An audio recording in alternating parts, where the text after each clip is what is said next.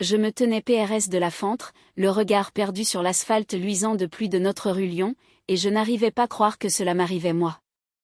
Moi, qui avait consacré 23 ans de ma vie cet homme, qui lui avait donné 2 enfants, qui avait lave et repasse ses chemises, prépare ses plats PRFRS, coud ses plaintes sur le travail, masse ses pôles fatigue chaque soir. Alors, c'est tu pars chez ta maîtresse. Ma voix a tremble, une fissure dans le barrage que j'essayais de maintenir, mais je me suis force me tenir droite, ne pas flancher devant lui. TRS bien, vas-y. Mais ne pense madame pas revenir. Andre ses figues PRS de la porte, une valise la main. Une lueur indéchiffrable à travers son visage. T'es-ce de la surprise? De l'irritation? Il a rapidement repris contenance. Mais qui voudrait de toi, vieille peau, a-t-il marmonne, avec une maquancée si concentre que j'ai eu l'impression qu'il me tenait responsable de tous les maux de la terre. Regarde-toi un peu. Une femme au foyer aigrie dans un vieux peignoir informe. Alors que Helena. Helena, elle est jeune, elle est belle, et elle me comprend, elle. Il est sorti de l'appartement et la porte à claque derrière lui, un son sec et définitif qui scelle la fin de notre vie commune. Je suis reste plante au milieu du salon, soudainement trop grand, trop vide. Je n'ai pas pleuré. Les larmes viendraient plus tard, dans l'obscurie de la nuit, alors que je serais allongé dans notre lit, devenu uniquement le mien, et que je réaliserais que ma vie venait de se briser en deux. J'avais 45 ans, 23 ans de mariage derrière moi, 2 enfants devenus adultes. Mon fils, Julien, étudiait Paris, et ma fille, Annelise, travaillait en Allemagne. Je n'avais ni diplôme valorisable, ni véritable profession.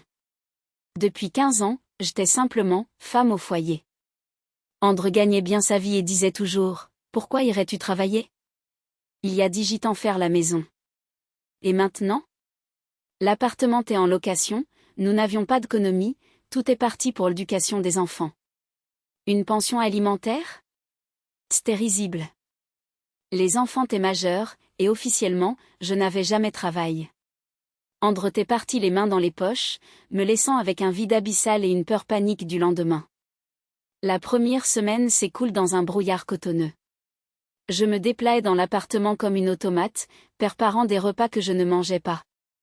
J'allumais la télévision sans la regarder. J'ai appelé ma fille, essayant de prendre une voix en joue, mais Annelise a tout de suite compris. Elle m'a proposé de m'envoyer de l'argent, mais j'ai refusé. Les jeunes ont leur propre vie, leurs propres dépenses. Et puis la colère arrive. Une colère furieuse, brûlante, qui m'a donné une force insoupçonnée. Je me suis regardé dans le miroir, honnêtement, sans phare. Oui, c'est vrai, j'avais pris du poids, j'avais cessé de prendre soin de moi. Mais n'avais-je pas le droit de TR fatigue? 23 ans de tchès nagre et de dévouement ma famille, n'était-ce donc rien? Vieille peau. L'insulte sonnait en chaud dans ma TTE. J'avais 45 ans, pas 80. Et ma vie continuait.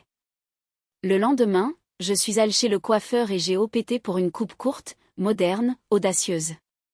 La coiffeuse s'exclame, « Ah vous va ravir. On dirait que vous avez rajeuni de 15 ans. » Ensuite, j'ai vendu tout ce qui était inutile et qui s'était accumulé au fil des ânes, de vieux meubles, des bibelots, la moitié de ma garde-robe. L'argent Aircolt m'a permis de payer 2 mois de loyer. J'ai trouvé un emploi de vendeuse dans une petite épicerie fine du quartier. La propriétaire, une femme d'un certain jeune homme Madame AGNS, m'a regardé attentivement et m'a dit « Votre expérience de travail est inscrite sur votre visage. L'expérience de la vie. Commencez demain. » Le travail était physiquement prouvant. Mes jambes me lanaient, mon dos me faisait souffrir, mais je sentais que je vivais. Je vivais vraiment, je n'existais plus seulement entre 4 murs. Petit, j'ai comment discuter avec les clients, me souvenir de leurs préférences, plaisanter. Les habitus m'ont adopté pour ma sincerie et ma bienveillance. Madame AGNS est devenue plus qu'une patronne, une véritable mentor. Elle m'a appris les bases de la comptabilité, m'a expliqué le fonctionnement du commerce, 6 mois plus tard, m'a nomme Grant. Elle n'était plus toute jeune et voulait lever le pied. Je me suis épanouie.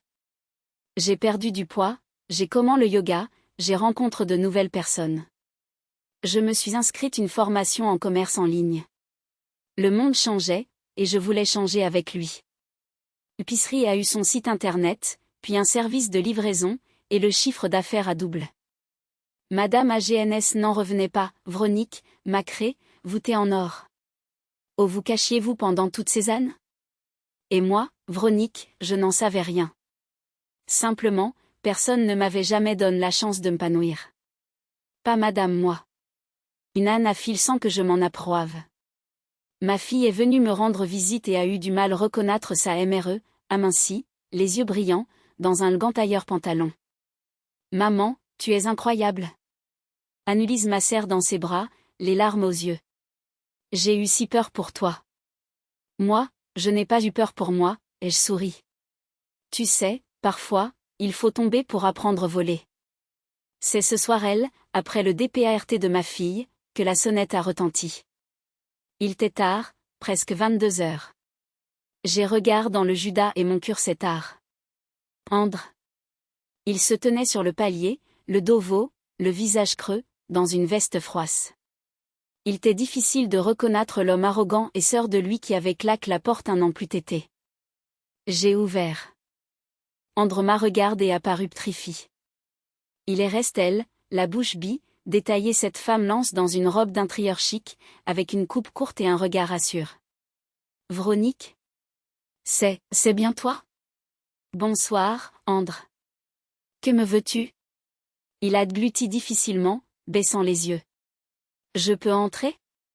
Pour parler? Je les laisse passer mais ne lui ai pas propos de s'asseoir. Je me tenais debout, les bras croisés sur ma poitrine, j'attendais. Elena est partie, a-t-il fini par le cher. Il y a 3 mois. Elle a trouvé quelqu'un de plus jeune et de plus riche. Et moi, j'ai tout perdu, Véronique. J'ai investi dans son projet d'entreprise, et elle m'aplombe. Je suis restée silencieuse. Je ne ressentais ni triomphe, ni rancune, juste une claire calme, un peu triste. Et donc, tu es venu ici? Pourquoi? J'ai peur. Il allève vers moi des yeux emplis de désespoir. On a passé 23 ans ensemble. Peut-être qu'on pourrait essayer nouveau? J'ai Chang. J'ai compris ce que j'ai fait. Il abalait du regard l'appartement propre et accueillant. Et puis tu es seul. Toi aussi, tu dois te sentir seul, j'imagine. Je me suis approché de la fenêtre. La ville scintillait de 1000 feux. Quelque part dehors, il y avait ma boutique, mon travail, ma nouvelle vie. Une vie que j'avais construite moi madame, brique par brique, sur les décombres de mon cœur bris. Tu te souviens, Andre? Je me suis retourné vers lui. Il y a 1 an, tu m'as traité de vieille peau. Et tu sais quoi? Tu avais raison. Il a tressailli. Oui, j'étais vraiment une vieille peau 45 ans, parce que j'avais cessé de vivre. Je me transforme en une ombre, une extension de toi, des enfants. J'avais oublié que j'étais moi, Véronique, une personne par entière avec ses propres herves, ses désirs, ses capacités. Alors, tu m'as fait un cadeau quand tu es parti. Est-ce que A a fait mal? Oui, atrocement mal. Est-ce que j'ai eu peur? Bien sûr, jusqu'en trembler. Mais c'est précisément qui m'arveille. J'ai trouvé un travail, je me suis trouvé moi madame, et il s'est avéré que je suis capable de beaucoup de choses. Mais tu sais ce qui est le plus important? Il me regardait d'en bas. Je lui et soudain semble si grande, si forte. J'ai appris m'aimer, Andre. Et je suis bien, seule. J'ai un travail que j'adore. Des projets, des amis. Je me réveille avec le sourire et je m'endors en paix. Je ne veux plus rien changer tout à maintenant. Mais je t'aime, a balbutié Andre. Je l'ai compris quand je t'ai perdu. J'ai secoué la tête et Non, tu ne m'aimes pas. Tu aimes la Véronique qui lavait tes chaussettes et ne te contredisait jamais. La femme pratique, soumise. Mais cette Véronique elle n'existe plus et ne reviendra jamais. J'ai ouvert la porte d'entre. Tu n'es pas venu par amour, Andre. Tu es venu parce que tu vas mal, que tu as peur, et que tu cherches une boue de sauvetage. Mais je suis désolée, je ne suis pas une boue. Je suis une personne vivante, avec ma propre vie. Et cette vie m'est précieuse. Véronique, coûte. Non, c'est toi qui vas me coûter. Il y a 1 an, tu as claqué cette porte et tu es parti. Aujourd'hui, c'est moi qui la ferme, mais sans colère, avec de la gratitude. Merci pour la Léon, et adieu. La porte s'est referme doucement, sans claquer. Je me suis appuyé contre elle, le dos droit, et j'ai fermé les yeux. Il n'y avait pas de larmes, juste une légère mélancolie pour ce qui aurait pu être mena pâté. Et le sentiment solide, limpide, d'avoir fait le bon choix. Je me suis approché du miroir, j'ai regardé mon reflet et j'ai souri. Ma vie recommenait, et c'était merveilleux. 6 mois se sont encore cool. Madame AGNS a décidé de prendre définitivement sa retraite et m'a proposé de racheter la boutique.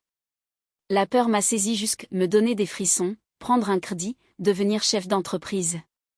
Mais cette peur était différente, elle ne me paralysait pas, au contraire, elle me donnait des ailes. J'ai pris le risque et je n'ai pas eu le regretter. L'entreprise a prospéré. J'ai ouvert une 2e boutique, puis une 3e, j'ai embauché des emplois dont beaucoup sont devenus de vrais amis. J'allais au travail comme une FTE. Un jour, un homme entre dans la boutique. Grand, les cheveux poivre et sel, avec des yeux bienveillants. C'était Laurent, un professeur d'histoire de l'université voisine. Comme je l'ai appris plus tard, il était venu acheter quelques produits et nous avions comment parler de livres. Puis il a comment venir plus souvent, m'invitant au THTRE, au CAF, des expositions. Je n'étais pas presse. Je ne craignais plus la solitude, je ne cherchais personne pour combler un vide. Il n'y avait pas de vide, il y avait la plénitude de la vie. Mais Laurent est patient, attentionne, il ne voyait en moi ni la femme au foyer, ni la femme d'affaires, mais simplement Véronique, une femme vivante et intéressante. Et André? J'avais parfois de ses nouvelles par mon fils. Il avait trouvé un poste de cadre moyen, louait une chambre et menait une vie discrète. Je ne ressentais ni satisfaction malveillante ni pitié, j'avais simplement tourné la page sur cette partie de ma vie. Parfois, je me souvenais de ce soir à la porte avec Lac, et je remerciais le destin pour la douleur qui m'avait endurci, pour la peur qui m'avait appris le courage, et pour cette perte qui s'était transformée en une découverte, la découverte de moi madame.